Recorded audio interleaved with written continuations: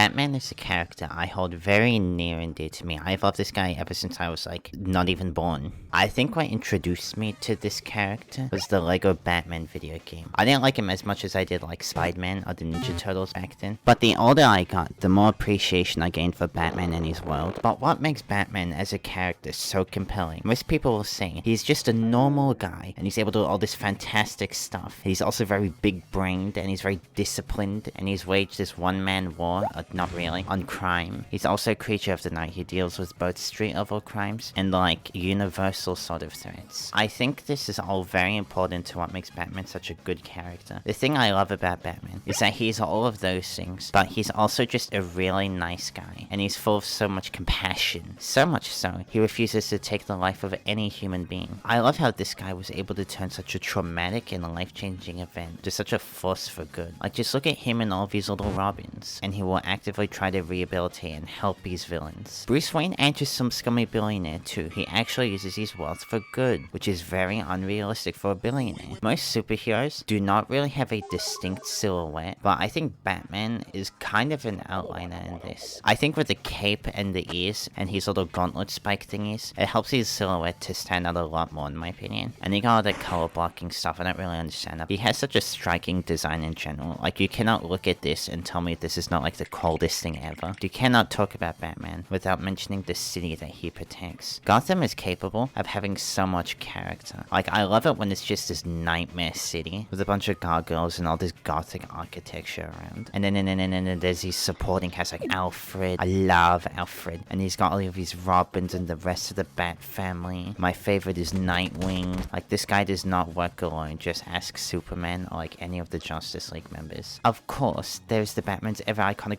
Rogues Gallery. He has such an interesting relationship with like almost all these guys, and I love a lot of them. Like, he just has the best villains of any superhero ever. I like how a lot of them reflect him as a character, even if that was not the original purpose. My favorite's the Joker, I'm sorry. The Dark Knight is a surprisingly very versatile character. You can put Batman in almost any situation, and it works almost all the time. Like, if you look at the comics, this character has had so many phases. I've read a lot of Batman comics as well.